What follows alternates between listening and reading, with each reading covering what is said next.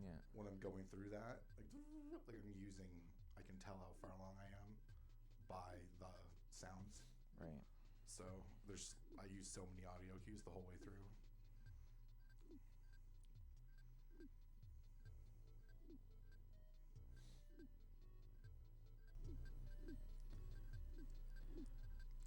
We're live. We're live. Hey guys, my name's Twug. This is my brother Bradigan, and I'm gonna run EarthBound PJ%. If you have never watched an EarthBound run before, this run is gonna look kind of weird because we're gonna be using quite a few glitches to make it happen. Now, if you noticed before I went in to start this file, I had two pre-made files already. Going to be going through those and using those quite a bit during the run. And you'll kind of see what that's like pretty much right off the bat. So we are ready to go. So we will just count down and we'll go. 3, 2, 1. All right, we are live.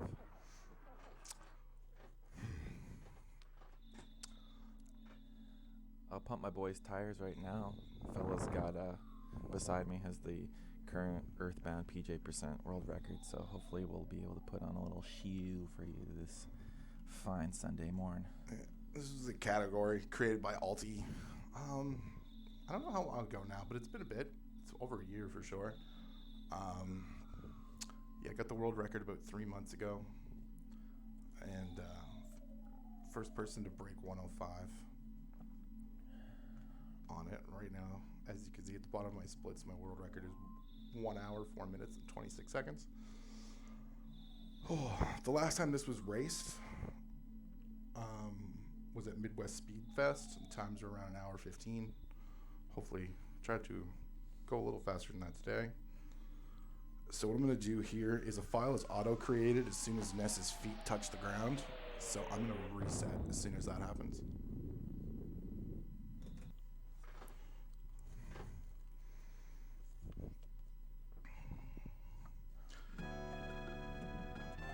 Now this is where we're going to do our first glitch.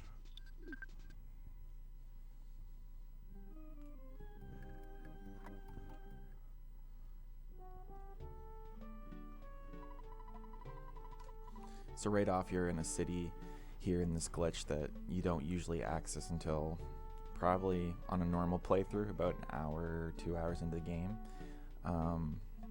But we're coming here on a pre-save so that we can do something a little screwy with the game.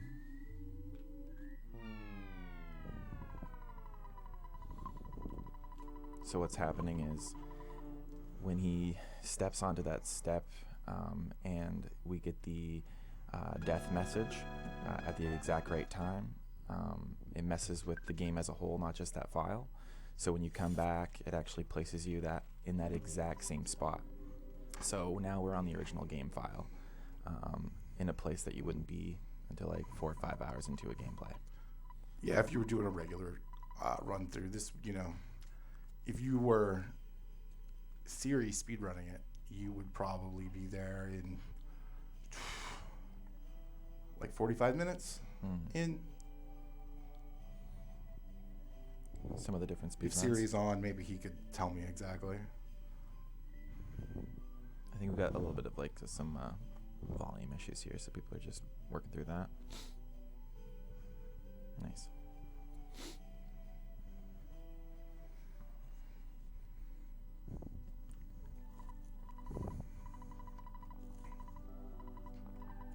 So now we're seeing Jeff, the infamous Jeff. Yeah. Oh, Jeff is a huge part of this run. Even more so than when you do a regular playthrough. Because we're going to be going through this entire game severely underleveled. So him and his multi-bottle rockets and how hard they hit are a big part of the RNG that can happen in the game. He's gotten kind of a bad rep in the speedrunning community, I think, because of his ability to just completely underwhelm in damage. he fires what's called bottle rockets, and there's different levels of bottle rockets, but they're completely RNG based, so that depending on the level of bottle rocket, they're shoot it. They're speed based. Mm-hmm. It's, so if your enemy is faster than you, sometimes they won't even hit. Yeah.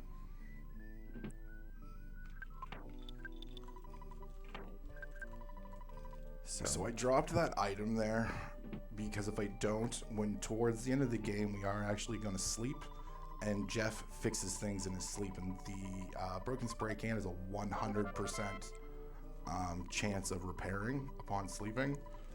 So it kind of cuts down on the time of having to, watch that message later that Jeff fixed it.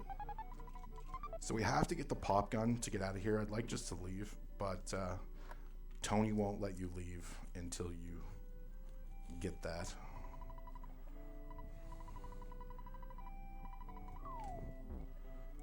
And the whole point of this is to get to the phone at the shop, because that's where we'll be able to do our next manipulation.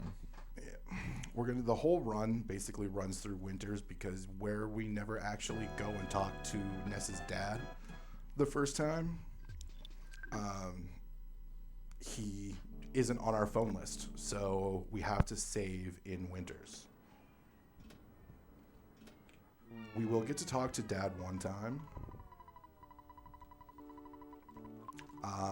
because when we go to Gygas, the phase disorder is automatically programmed with his number. So now what I need to do is go up and get the map from the library, and that is going to be used so we can change the tile sets that are on, which I'll kind of show you a little later. But it is an important thing to have because we don't have the sound stone. The sound stone is what people would use in any percent, because it will do the same sort of thing. Fun little tidbit about this game and this character directly. If when you talk to her, the dialogue actually references you as a player, so it kind of breaks the fourth wall on a number of occasions. So once you leave from there, you don't want to be Jeff any longer than you have to be, so you run down here to try to lure some guys into killing you. Yeah, because killing us will take us back to Winters where we last saved, but it will also let us keep the map that we just got. Now this fight is taking longer than I would like. So here, where we would normally say no to the first question, we're going to say yes because we want to stay going, and then we're going to save again.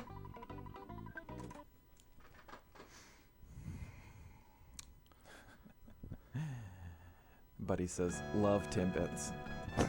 Nice. Tim Hortons, yes, we're in the Great White North.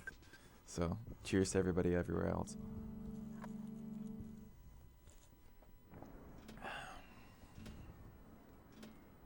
Lure some guys.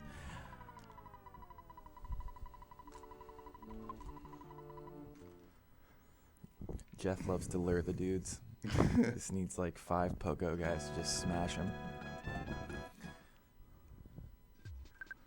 Okay, so now what we're going to do is we are going to get our 4th character. And we're going to make some weird things happen to do that, but we'll get the first view of what we're going to use the map for. The room that I'm going to exit out of, the door I'm going to exit out of, would technically be black like it is right now, but I'm going to use the map in the room of the hotel in southern, I can never pronounce it. Ceriam, whatever it's called. And that's going to light a different tile setup, and I think there's 7 different tile sets. Now, the way that he's going to know is because the game still recognizes that you're somewhere on the map, and it plays the accurate sound for any given area. So the hotel has a certain sound that we're about to hear. There he is.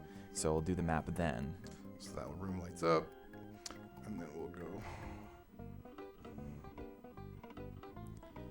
So it's fair to say that there's a lot of having to pay attention exactly where you are, because you are completely navigating in the dark there, except for sound, obviously. Yeah.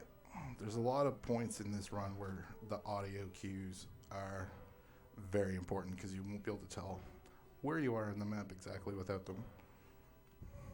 Hello from New Brunswick, Canada. We are also from New Brunswick, Canada. Good to see you, bud. Oh, wow. East Coast. Someone says Atlantic represent. There you go, bud. It's good to see you. You'll love to see it. Yeah, New Brunswick, wow. I thought I would be the only person we would be the only people from New Brunswick in the stream, so welcome. Black screen percent. Blacks. Essentially. Yeah, you're going to see a lot of that black screen. It's going to be a lot of looking at the characters wandering in the dark. And now we are going to perform a magic trick, and we're going to turn Jeff into Pooh. Yes, there's a character named Pooh. He hits heavy. Yeah. Pooh hits hard. This is probably my favorite part of the run, really. I really love when all of a sudden a character turns into a different character. Yeah, it's one of the things when I first started doing this run, I'm like, why does the game not explode immediately? Yeah. But it lets us continue. Fun things about that, I just think this is a really interesting part. In the game, you're supposed to sit here, but it doesn't really tell you that. You just kind of find out on your own, and this girl comes over and tells you to come back up to the castle. But if you come up to the palace at the top of the island in the sky, he's like, go back to your training, and she'll keep doing that, and it can be confusing as to why you're sitting there. Well, yeah, and this guy's telling you he's going to rip off your arms and legs, and you have to say yes to it. Yeah. So when you're a kid, you're like, no, don't do that to me, and then part took forever. Turn Jeff into Pooh. Yeah, and the buddies from Moncton. No, nice. Not that far. We're over in Freddy Beach, so there you go. So right now, we have lost our sense of hearing even. He's ripped everything away from us. We are nothing.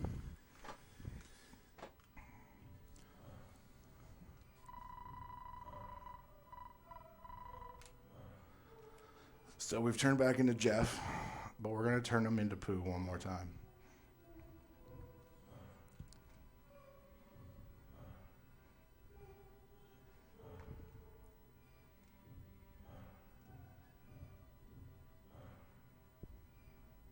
A lot of trolley things can happen here too. It's hard to know exactly which way the different sprites are going to be walking. So once in a while, she'll get right up ahead of you, or there's a guy in the next room as well who, if you're unlucky, will just get right up in your business. Oh yeah, makes you lose a few seconds, and it's very frustrating. Oh. And I think it'd be fair to say that this is a pretty tight run at this point, so things like that can really. Yeah, well, from the world record, yeah, it would.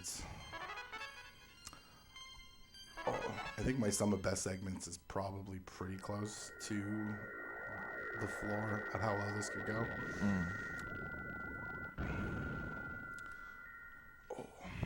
So we're getting our fourth character, a little over 12 minutes in, completely normal. 12:21. A 12:21 Pooh. There we go. That's what you want.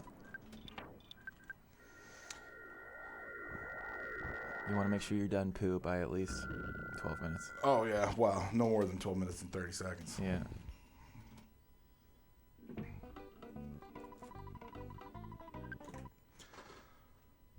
So we're going to reset. And now we are going to use a glitch so we can do another glitch.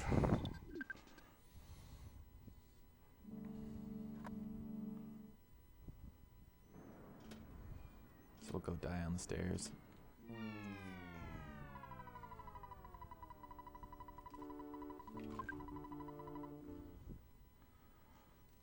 So how does the dying on the stairs glitch work? When you die on the stairs like that, it pops you off of the sprite sheet. And because you don't do a hard reset... You're immediately off the sprite sheet. Yeah, you're already off the sprite sheet until you go back on it. So you can carry that over to a different file. Yeah.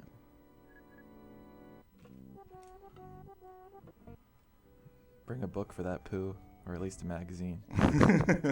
Nintendo Power. Oh, that was a great magazine. It was a great magazine. The advertising in Nintendo Power for this game was that the game sucked. Or no, it stunk. Well, it stunk, yeah. But like it was just like, this game stinks. Okay, that was really good. Usually, or well, not usually. Sometimes I just got sunstroke really early, which is what we were looking to do. Sometimes that can take forever in a day, and I got it pretty much instantaneously. So now I'm going to shift a few items around. So why is it important to get sunstroke? Sunstroke, well, we're going to use that because it's one other thing that can take you off of the sprite sheet in-game is hitting the stairs as soon as you get an error message. Shoutouts to Twug, bro. Thanks, buddy. We could just be the Twug Bros. We've been trying to name ourselves all morning.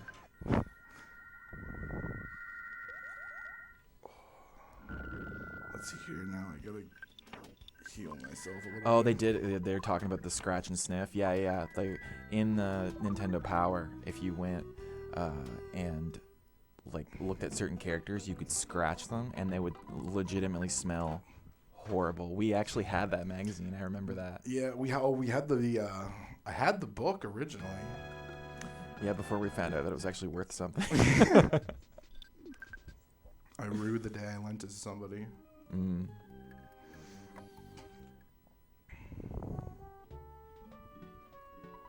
Oh, never lent a video game to anybody. No. No. I was lucky I got the game back. There you go. So now we have another... The way these files are set up is that they all have status effects on them. Because again, we're trying to control getting the death message at a certain point. And on these files, if you're entering the stairs when these messages come up, that's what actually triggers the tomfoolery, as it were, on the game. So it's important that one, you make a beeline there, so you hit the glitch at the right time. Perfect. And then things like that can happen. So now we're walking in the dark. But we do have sound to help us out, so. So now what we're going to do is we're going to go get the Hawkeye. Hunter RNG. What is this? This Twug guy has never run PJ in his life. Just like you haven't, bro. I am PJ %. You're just salty. No, I've been watching all the EarthBounders now, just kind of like checking it out. Yeah. No, Hunter's super good at this run. Some pretty quality dudes, and that's why this whole thing's happening, right? So, shout out to the community for sure. So this is important. We're going to be going and grabbing an item. Items are still attached, and you can interact with them even though you aren't attached to the map right now. Certain ones. Certain ones, like key pivotal elements. Yeah. So in this case, we can see just a slight bit of the path there. So we kind of use that as a cue to know that we're in the right location, so that when we check for a box, it's going to be there. And that one is the Hawkeye. Yeah, which we will be using not too long from now. So we need some money for this run. It's fair to say that this part of the run is a little annoying at times too, because part of the RNG of this run is that different enemies can spawn, and if you have too many, the game gets pretty glitchy and laggy. So if, like, let's say a lot of presents spawn there, you're gonna deal with the issue of like a lot of lag. Yeah, a ton. Now we're gonna go do a little shopping trip, and after that there's basically the run gate. It's it's something recoverable from in a race format. But if you're going for a world record, if you get Starstormed on the next fight, it is pretty much a reset. But we'll play through it if that happens. Hopefully not. It's about a 1 in, I think it's like a 1 in 4, 1 in 5 chance. I know when I run this percentage, it seems like it's Every time. Yeah.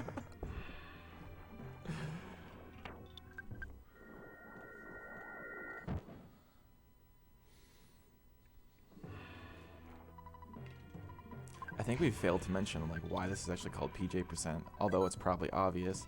Generally, you change outfits early on in the game so that you're wearing the classic Nest outfit, which is the blue pants and the striped shirt with a cap. But because we never go through that sequence of events, we never escape our PJs.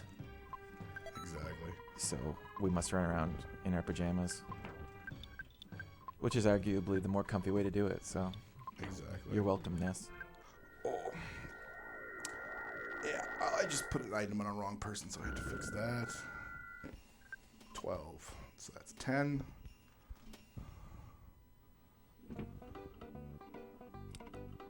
Eight.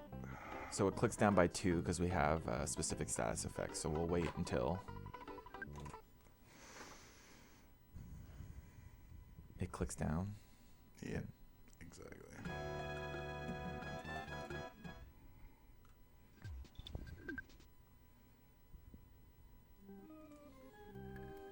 Now we let it click down specifically to the number we do because we're about to go back into that file in a completely different area other than the phone that's in Winters.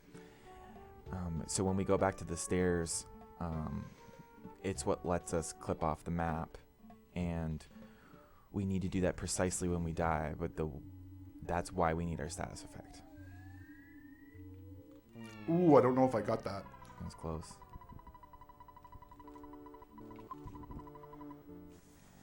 Might have been a little early. Or a little late. Yeah, I might have been a little late.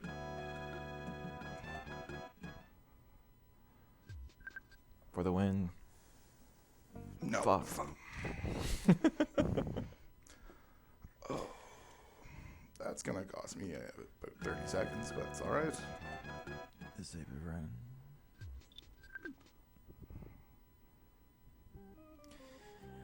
Yeah, I'm really liking what I want to call him CPROSU is saying. He says this run's fun because of all the random like glitches that you get to see. There's a lot of tricks and bugs that you get to kind of take advantage of, and I would agree. It's so fun to take a game that you loved as a kid and then realize that you don't even have to be on the map.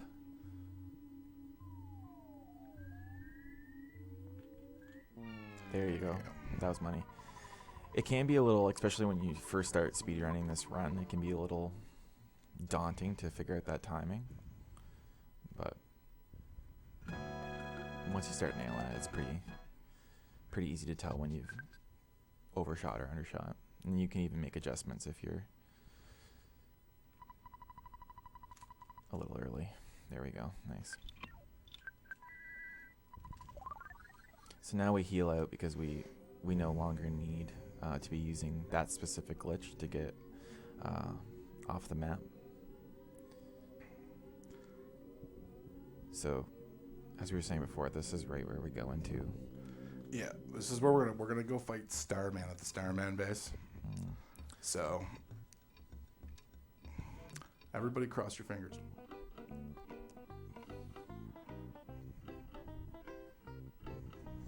Crossing my fingers.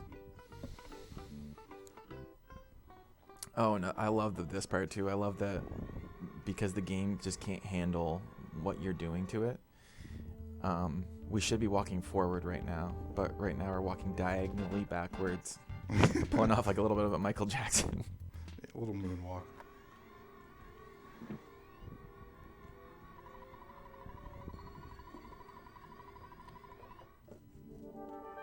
Twug bro, hey, you play this too, or just the dedicated commentary? I mean, I'm a perpetual little brother, so I have done a lot of game watching in my time. Oh, something very great just happened. He did the move that he killed our teddy bear. So what that does is what's called the teddy bear glitch. And because it doesn't remove the teddy bear until after your turn, after he blows it up, and you use your multi-bottle rocket, the way that the inventory works, it slides the multi-bottle rocket over one space. So I'm actually going to get to keep it, even though I've used it. Nice. And that comes in handy later when we go try to fight the Kraken. So yes, that's ideal. That was very lucky. MJ%.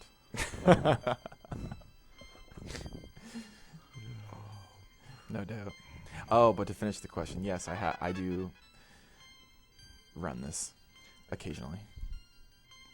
Yeah, we got to get him on the leaderboard. I'm pretty confident I could make the board for sure.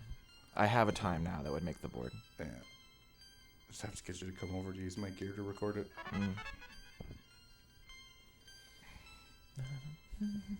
And so begins one of the longest leveling up sequences. Yeah, this level up sequence right here is why turbo controllers are allowed in this run. Because even when you're turboing it, it takes about 3 minutes. It's the longest level up in video game history. Probably. Yeah. Well, I think the characters go up to like level 21, each of them. Sort of super singing. I didn't realize this game was so easy. Depending on which run you're doing, there definitely can be some like friggy kind of like glitches, but a lot of the glitches are just execution. Like they're pretty like once you know what's up. It's just knowledge based, a lot of it. Yeah. The more you know the game. And if you're doing, if you watch any of series runs, they're definitely not easy. The first part of series run, the first 45 minutes is completely manipulated, and hitting that manipulation and learning it, not an easy task. I suppose that would probably be the important distinction to make about this run versus other runs, is this is a non-RNG manipulation run, so it's pretty forgiving as far as where you walk, but in later runs there's definitely some like when you're doing runs with manipulation, you have to follow a very strict line. if you miss, like if you click one wrong button, that can pretty much end it. Yeah. A sprite moves the wrong way.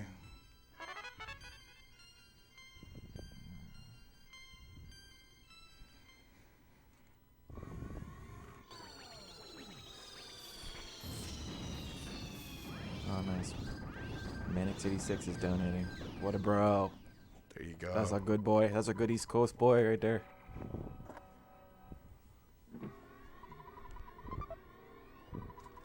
So we have to talk to either the Apple Kid or Dr. Ann Donuts. Otherwise, it won't populate the Book of Shyness, which we are going to go pick up. We choose the doctor because he has a shorter dialogue. Now, I forgot to mention earlier, you probably noticed when I went to go get Sunstroke that I went into the Mole Cave. And the reason I did that is so I can get out of here. Because the mouse will take you to the last entrance that you walked into for a cave. And as it stands now, that is the last entrance I went into.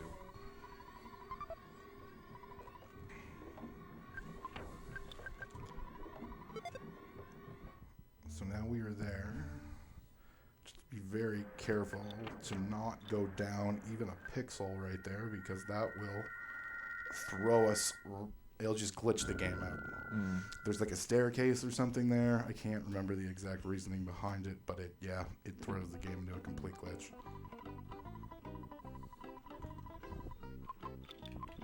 So we'll pull out enough money to go on another nice little shopping trip.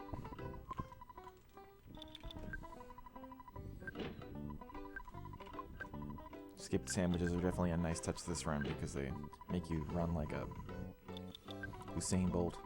There you go. Yeah.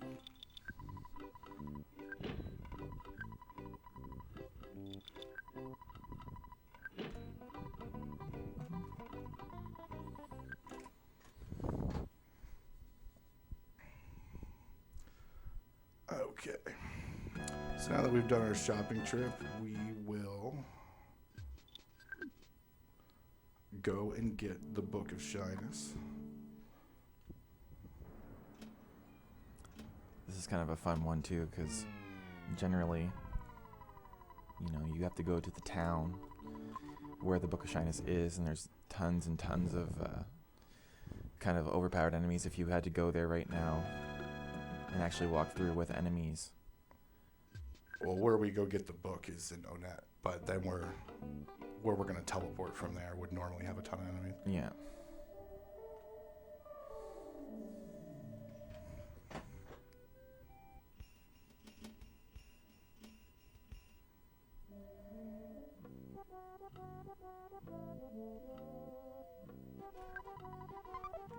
So technically he's standing in the library at Bonet right now. Oh, the blind shyness book grab. That's the one thing that I contributed to the run. There's a lot of the pioneers. Hunter actually is one of the biggest guys that contributed to how this run is actually put together and the sequence we do things in. He spent a lot of time on it, and just, all the credit should go to him for the routing of it. This part's always fun because you have Paula in your party because you've manipulated the game into thinking you've already gotten Paula, but she's also behind bars there and gives you a very important item.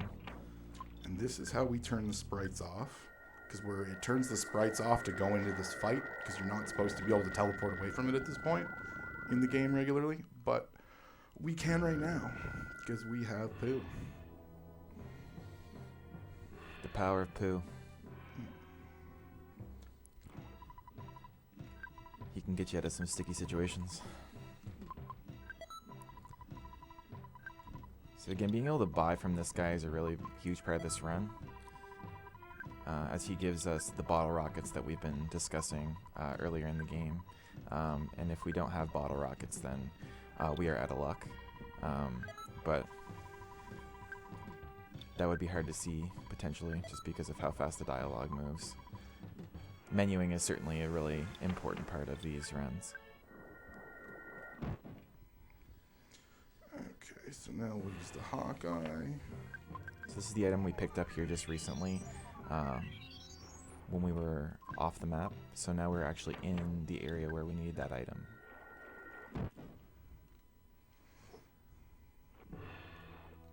So what we're doing right now is called Teleport Swag. And the mechanic of teleportation in this one is that you actually have to run a specific route for a specific amount of time before you actually complete a teleport. And if you bump into anything on the map, it cancels out your teleport in an arguably pretty obnoxious way. But it saves enough time that it's worth doing. Definitely keeps us from having to trudge through the slime or whatever it is, the deep dark water.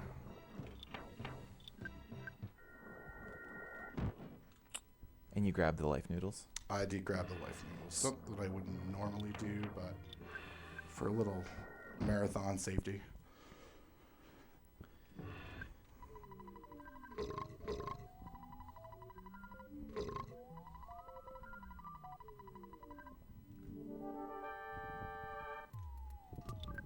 So in normal game, this would actually be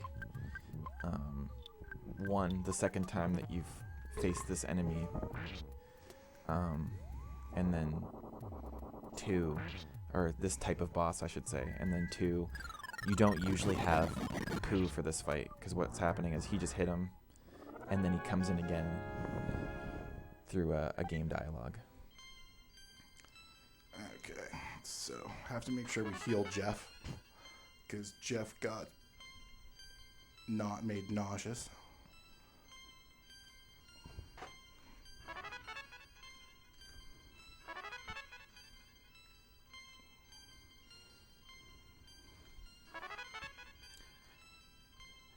This level up sequence isn't nearly as bad, but because they're so underleveled all the time, anytime we fight somebody, we're fighting them way underleveled. So by the time we beat them with a bottle rocket, we end up getting a pretty decent level up sequence. So there's definitely a lot of time in just having to watch that dialogue. Or text, I should say.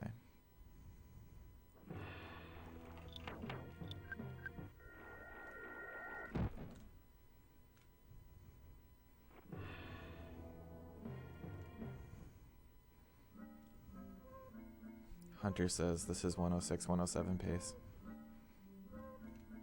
Not too bad. It's not too bad so far. Man, that guy kind of got in your way a little bit. Yeah, he did. A little bit of a butthole. Just like, dude! That duty head. Oh.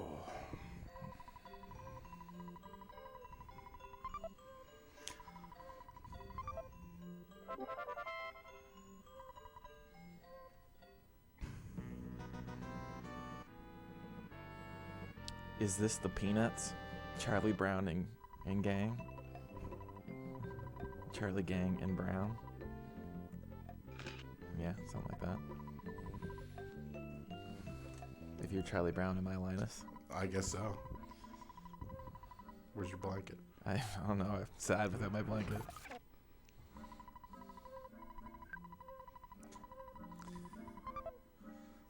So these guys are really appreciative of you because they can't talk to anybody, but then you bring them the Book of Shyness that we picked up earlier, and it makes them all sociable. So this guy's like, yeah, I can pick up a rock for you. Thank you, sir. Now we gotta talk to this guy, or he will get super mad and not let us go through the door. Yeah, which is very annoying when you're trying to, when you forget.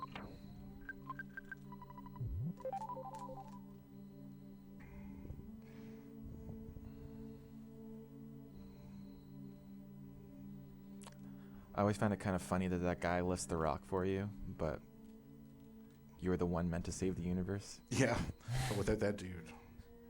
He plays a pivotal role in this game. If it not for him, you'd never be able to get down to this area. So really, he saves the world. Yeah, he does. Screw Ness. Well, Ness can't even be bothered to get out of his PJs. Super unprofessional here. Yeah. Have some class, Ness. Yeah. Get dressed. Just a rebel. Just like, no way, dude. No, it's just that easy for him.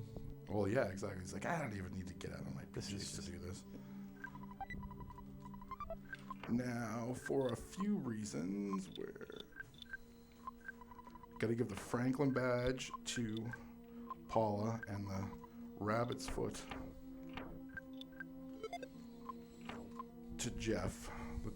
Some of the two most important items in this run and the game, really. Yes.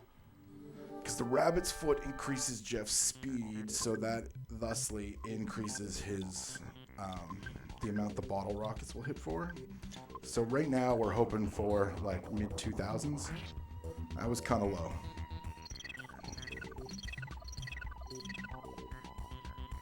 We're gonna need to use a bottle rocket for sure.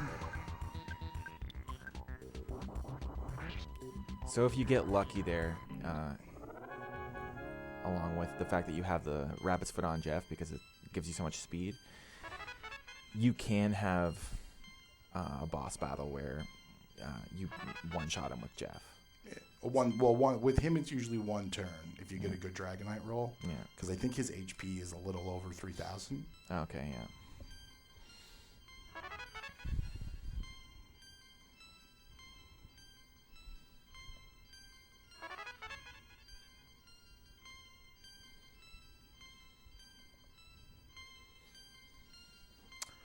So this is a pretty decently long level up. Oh, we're already on Pooh. Or I guess, in this case.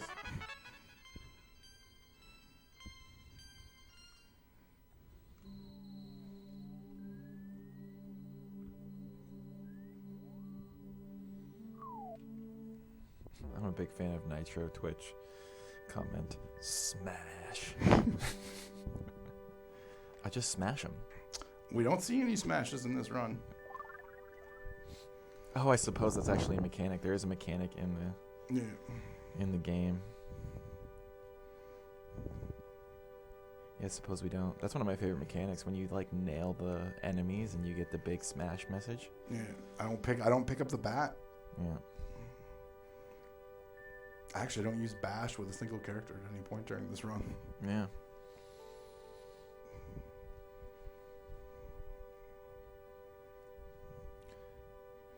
Because one of the things that's funnest about this game when you're doing a normal playthrough is that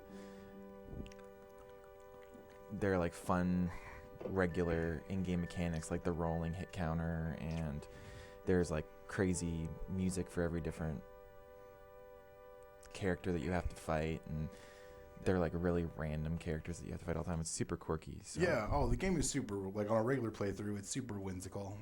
If you've never played it, I highly suggest you do. Talk to all the NPCs. It's part of the magic of the game. And we're really not doing any of that, but... For an example, there's a guy that if you talk to him, he serves no other purpose than to tell you that he farted, which I think is just great.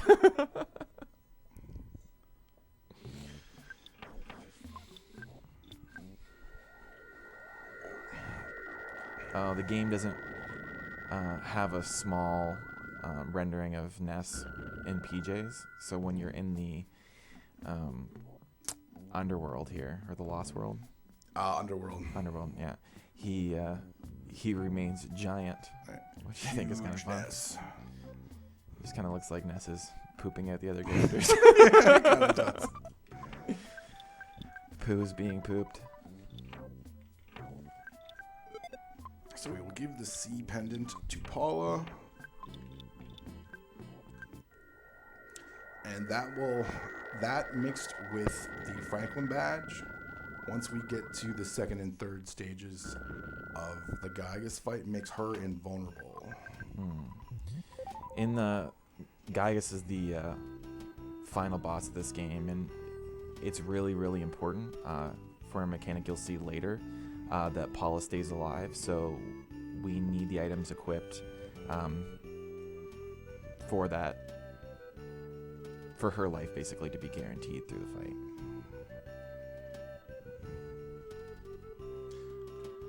I say guaranteed, it's not guaranteed, but it makes it much more likely. Technically she can. It's like, especially because we power her up, she it'd be like winning the Powerball lottery for her to die at that point. Nah, man, I'm gonna try to go fast. I mean, we like to go fast. Sometimes it's nice to smell the roses. Sometimes. But usually we go fast. Trying to go fast.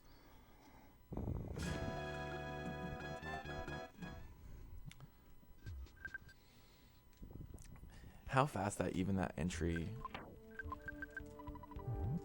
menuing is, like, just trips me out. Oh, yeah, well, you got to be able to go through the menus fast. Menu is probably my weakest point, something I've worked on. But there's definitely room for some improvement there. So now we are going to go down and fight Ness's Nightmare. Which, it is not normal to have all of the kids with you when you do this. Usually it's just Ness. You're actually in your pajamas for this part of the run. It's actually fitting that he's in. Yeah. So. He actually would normally be in his pajamas, unless you're playing Mother 2, and then he would be naked. Oh, yes, the Japanese version of this game, yeah.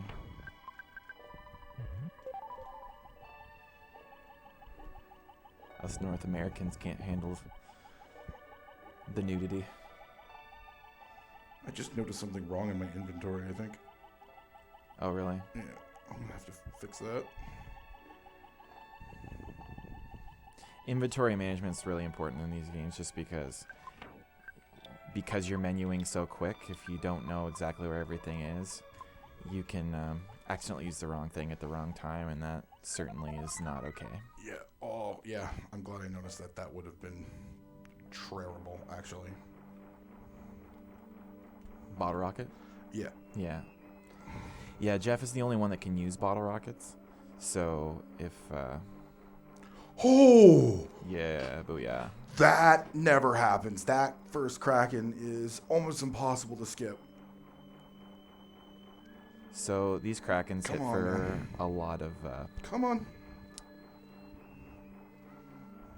damage, and they're add a lot of time to the run as well. So you really want to avoid fighting any of them. That first one is probably the hardest. Now we do have enough battle rockets to deal with him if he happens to be in the wrong place, but when you're lucky like that, Oh, that was really good. All three skipped is a huge time saver for sure. Boom. So he's like regularly like the third or fourth last boss in the game, yeah, pretty much. and we just spanked him with one bottle rocket. Yeah. Now the reason that his life is so low comparatively to where he is because you're supposed to only be fighting him with one character, but we have 4. So it doesn't really expect you to be able to use bottle rockets and kind of cheese the boss like that.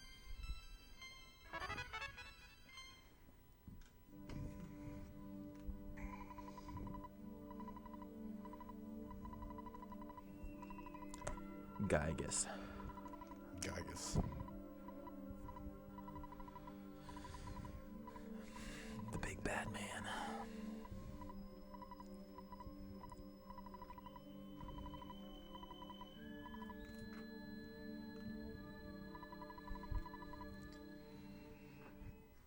Definitely arguably one of the more trippy games that you can play as well. Like if you explore, some really random stuff happens. Oh yeah, there's so much room for exploration in this game.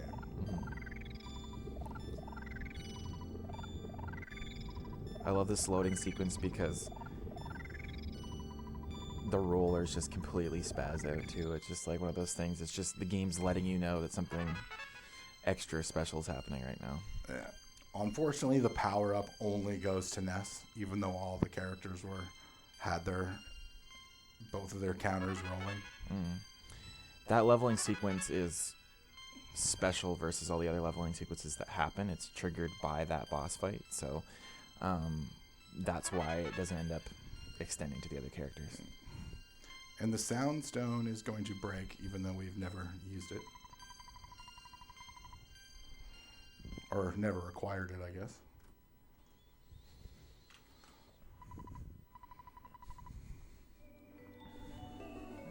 Geez, he might actually be the second last boss, isn't he? Yeah. Yeah, because you have the Soundstone completely filled by then. Yeah. There you go. For accuracy's sake, it's the second last boss. Now it's time to have a seizure. 200k XP, no big deal. Yeah, really. Jeff, get off my chest. Why is there 2 of you? Oh, back in RPGs. Oh. So your friends don't like... A little bit of a late split there. Yeah, well, that's okay. Your friends join you while they've already joined you. So, another fun little glitchy thing.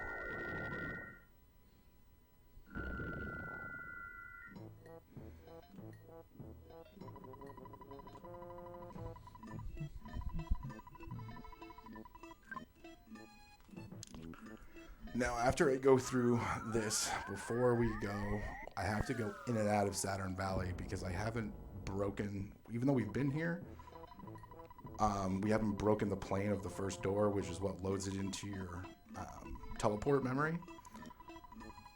So I'll have to go to the entrance and then come in and out of it. If you forget to do this step, it's a huge mistake because you gotta leave and then come back, and if you can't come back, then you have to do some really, really friggy stuff to try to save the Yeah, run. I can't even remember how to do it at this point. It's annoying.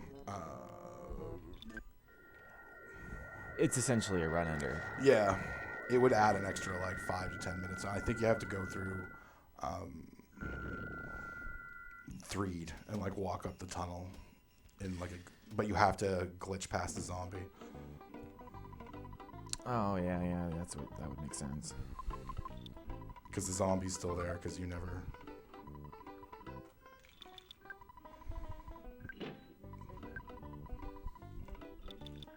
So 2 more skip sandwiches. Mad Scientist is so cool. Dr. Andonuts, yeah, he's pretty cool. And He's kind of an aloof father, though. yeah, kind of a troll. Cause it's like, hey, do you want a donut? And he's like, oh, I was only asking because I hope you had donuts. And it's just like, why would I be traveling with donuts? I mean, you can have, like, can you pick, actually, I don't know that. Can you have donuts? No, there's no donuts in the game. You can have pizza, you can have burgers, but you don't have donuts. But the mad scientist is Jeff's dad, and he just doesn't seem to give a care in the world for his poor son. No, the first time he sees you, he's like, oh, I haven't seen you in 10 years. See you in another 10 years. Poor Jeff. He gets all the hate. He Dad does. doesn't care about him. Oh, so now we are going to go get the meteorite.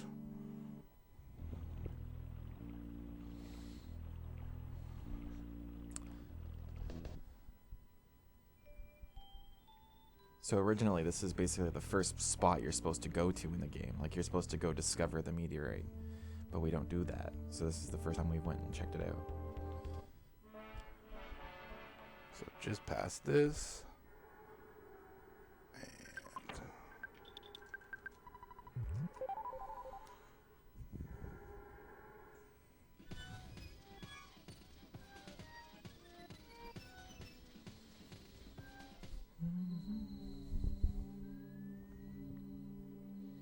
Now we're not Michael Jackson running. We're, like, straight up not looking at the player right now. It's kind of fun to watch Pooh's little ponytail. yeah. He shakes his butt more than the rest of them. So we're going to get this. And then we're going to do a tight little teleport out of here to Deep Darkness. And it definitely is tight. It is annoying sometimes if you're not accurate. You can hit, like, one of the sprites that's on there. Yeah, or the edges. Yeah. Now, because I didn't have to use my multi-bottle rocket on the crack, and I only have to buy one.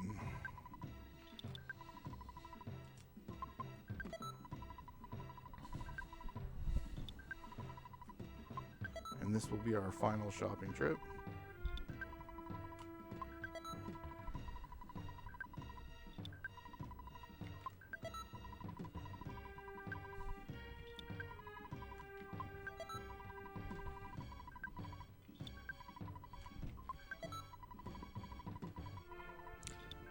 Another thing I love about the last level up, where we're fighting Nightmare, is that if you were ever questioning if Ness was the strongest of your crew, they're like, no. Yeah. Ness has like 9 million health points, and Yeah, now he's ungodly strong compared to the rest of them.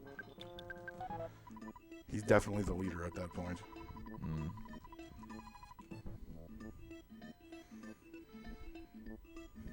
So this is why I threw the broken spray can away, because otherwise we'd have to go through another message here about how he fixed the broken spray can and it became the defensive spray.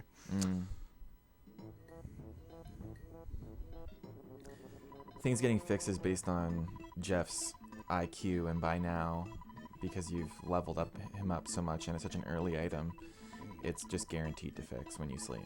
Well, actually, that one is the broken spray can is a 100%. Oh, it is? Okay. I didn't Yeah, know just that. because because you usually sleep at the very beginning to get Nessie involved, right? Oh. So there it you go. it's like it's trying to show you that he can fix things. Oh, okay, it's the mechanic. Well, there you go. Yeah. The more you know. Now you know.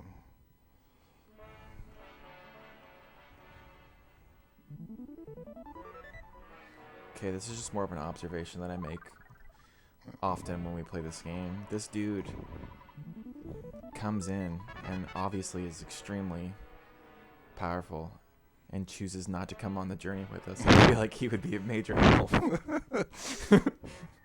Like, I know it's our destiny and all, but It's like you can't help a little, bro. I suppose he teaches us the ways, or Pooh the ways. Yeah, but he must know it if he can teach it. Mm.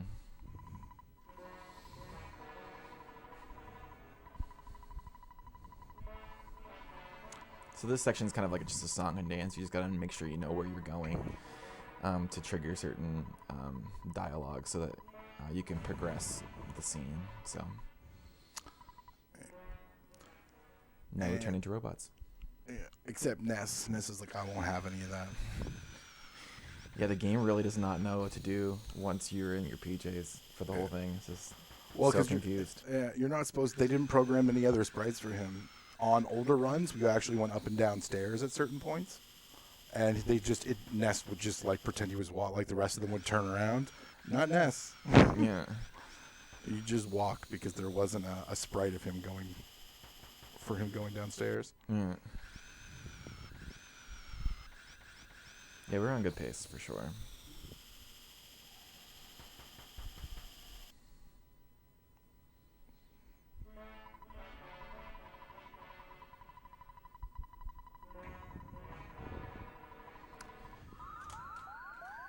Now we're on our way to the Gygas fight, and very early on in the fight is probably one of the bigger RNG moments in the game, I would say. If we're gonna need an unplanned reset, that's one of the other places it can happen is right off the get-go. Yeah. But we're gonna enter into our last glitch here.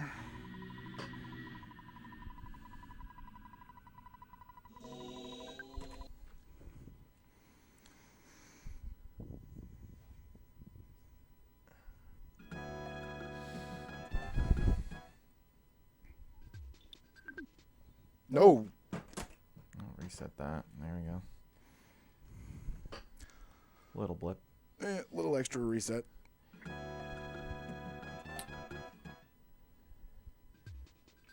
Don't know what I was doing there.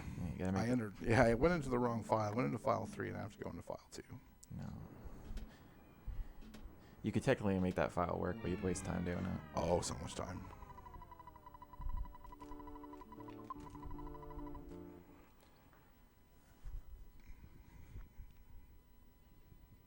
Now this is the path to the boss that we're about to enter, but we need to get off the sheet again because it would be painful trying to fight your way through this last. Oh, I don't even think it would be possible. Oh yeah, well look at all of those bad boys. Yeah. They want you bad, but they can't have you. No, I am untouchable off the sprite sheet. Can't touch this. Boom. Ba-dum. Ba-bum.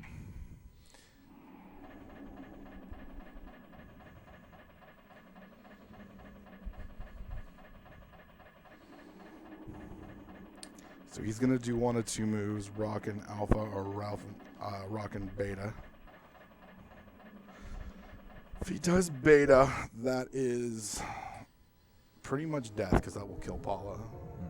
So we'll have to do another quick reset if that happens.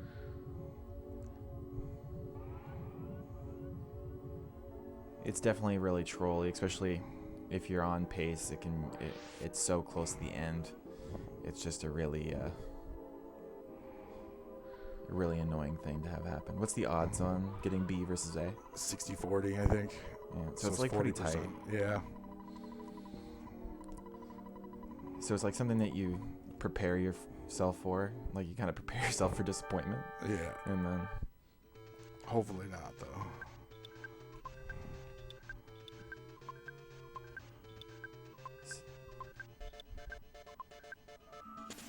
Oh, there it is, the B.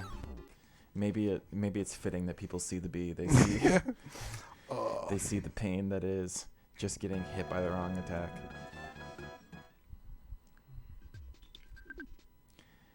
And inevitably that could happen a number of times and it would be frustrating. Yeah, hopefully not though. See if we can.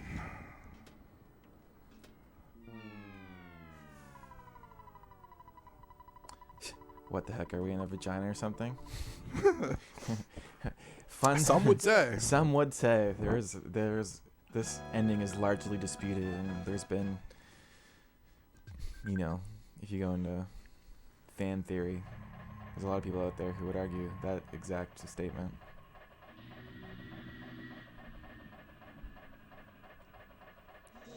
Definitely something that's fun to dive into too. Is just like the fan theory, because it's not completely a clear story.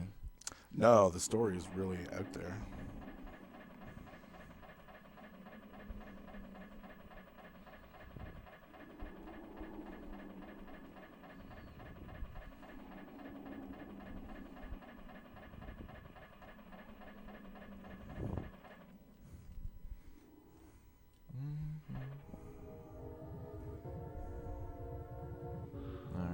Go again.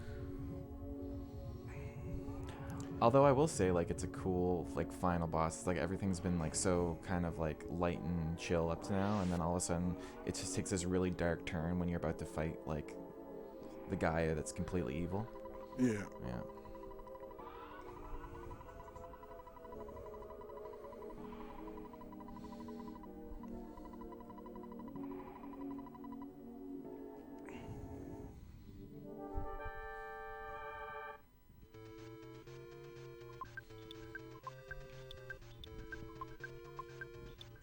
Plus, you know, the boss battle music's pretty... Oh, the boss. Okay, there we go. Booyah. There's that 40% you're hoping for. Actually, that's the 60. That's the 60. Oh, that's the 60%. There you go. Yeah, but it seems like the 40% gets you more often than not. So, I mean, big ball rocket. Yeah. Come on. Oh, that was super low.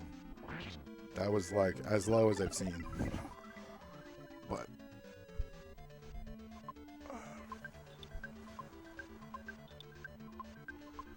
So normally I'd play a little risky right there, but because that was such a low bottle rocket hit, I would normally queue up a Starstorm with Pooh there. Oh shit.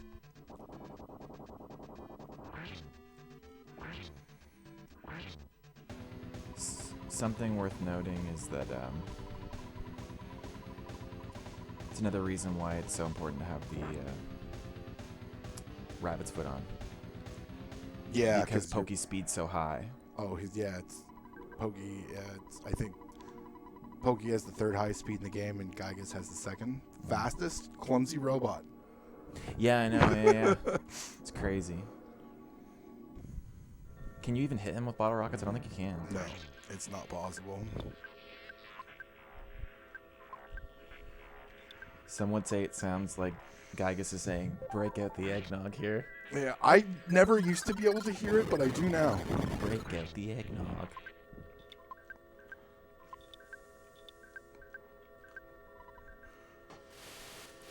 That looks pretty suspect, but thanks for clearing that up.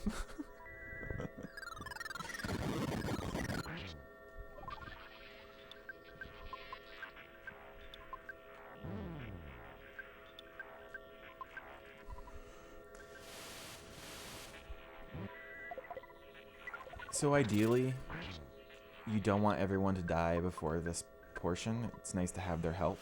But the only person that's absolutely necessary to live through this entire fight is Paula.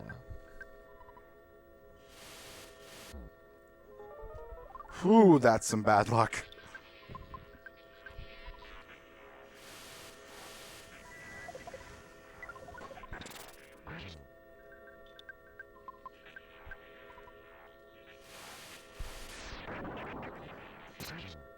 Oh, he just killed himself. There you go, nice. So one of the items that we said that was very important is called the Franklin badge, and essentially what it does is the character that's wearing it can't be hit by anything that's like a lightning attack, so which is one of Gygas's moves. So when he uses it, it bounces off of Paul and hits him for whatever damage that it was supposed to hit for.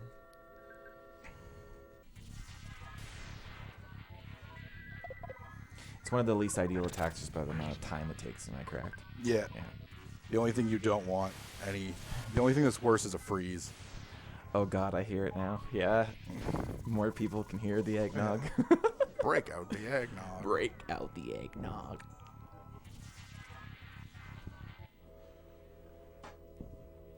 Well, it's festive. It's a festive time of the year. Yeah. Tis the time to break out the eggnog. Actually, I have some eggnog upstairs. We should have had it. We should have. We should smash some. Yeah. We should break out the eggnog. It's very festive. Gigas breaks out the eggnog. You know it. You just said it. Oh, I said it. No. When we grew up, we always said Gigas. We were just dumb kids. We didn't know how to read, and then we got to the community. Yeah, it was just like, oh, it's Gygas. Oopsie. I still say Gygas. Yeah, it happens.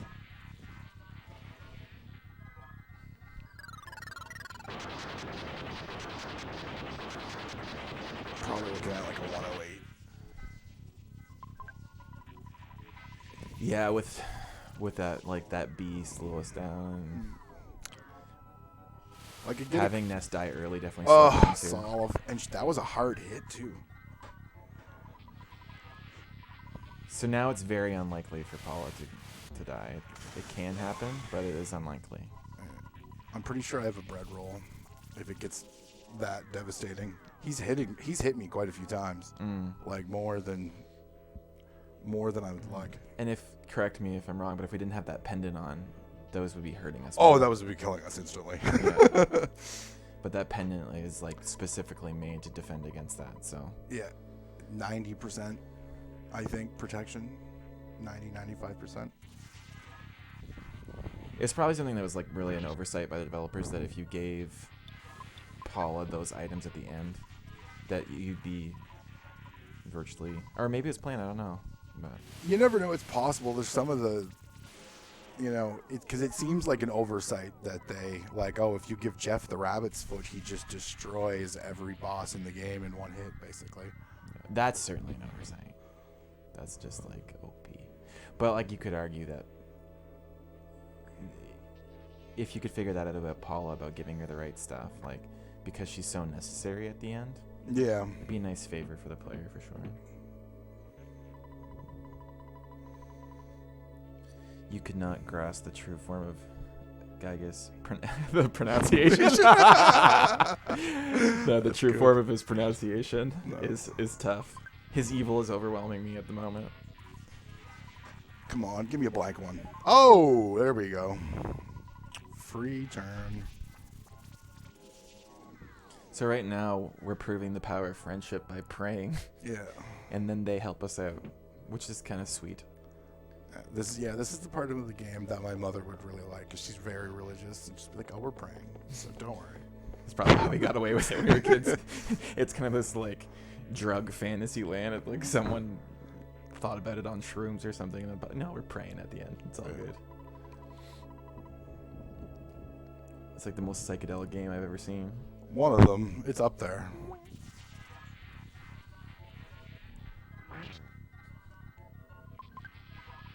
Like the hippie fight. Yeah. Oh, we got another free turn. There we go. That helps make up some time. A little bit, yeah. On my world record run, I got... My second phase wasn't great, but my third phase, I got like 3 free turns.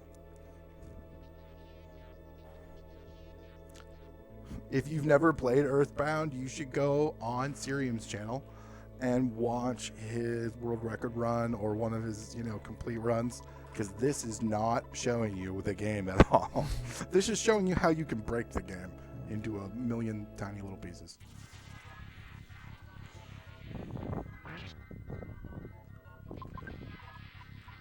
Only fear that the concentrated evil in the world could only be countered by good and stuff. Totally. I agree. And stuff. And stuff. Well, the stuff is the most important part. Yeah. So I think we should be all right without the bread roll, because we are in the second last prayer right now. Mm-hmm. So unless we get really unlucky, we might be 109.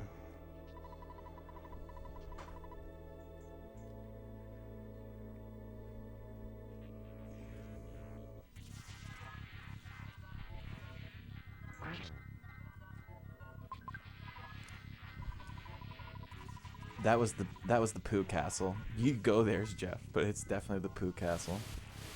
Or the Pooh Palace. Let's give it an alliteration. Yeah, it's the Palace of Pooh. Behold the Palace of Pooh. The place where you try to have a 12-minute poo. Yeah. Oh, I think my best poo is 12 minutes 11 seconds. That's a quick poo. It's very quick poo. Nice.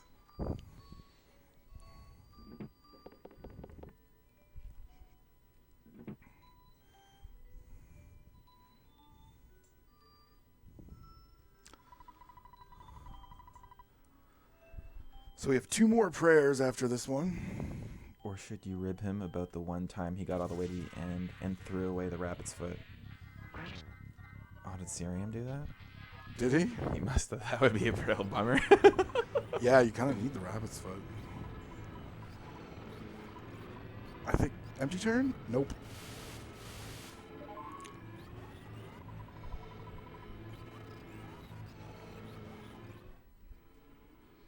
Yeah, that would be a huge bummer. Oh yeah. Well, you can, because when you're trying to go transfer it, if you have a dead character, you might accidentally drop it. Yeah, because the menu changes. Yeah. Time. Booyah. Where we at? 109.36. So, not too bad for, especially for some of the things that happened. Where, well, one of the things where I screwed up, and we got that rockin' B.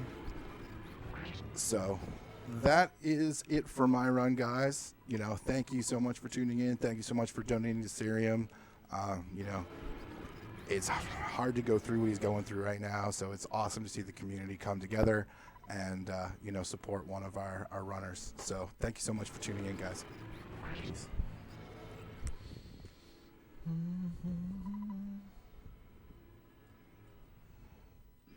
Nice run. Booyah. Thanks, guys. It really, all things considered, that went pretty well. Yeah, it definitely did.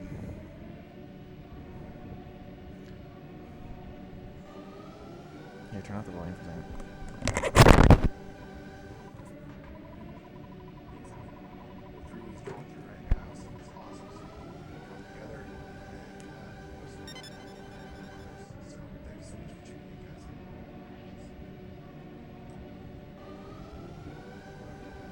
Thanks, man. I appreciate it.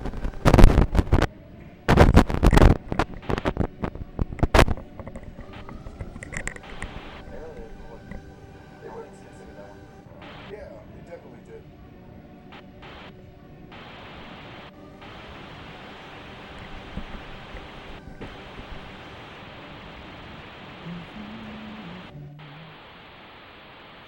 Oh, maybe that's something here with the volume.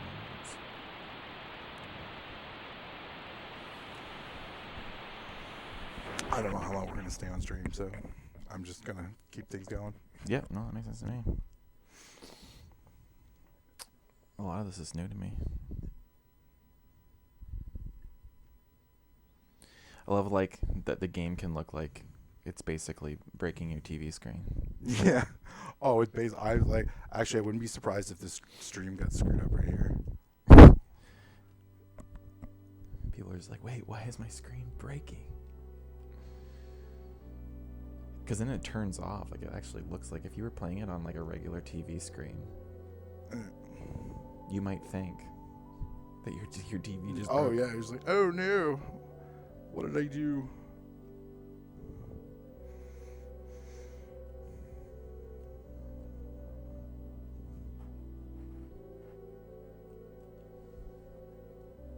Let's see here.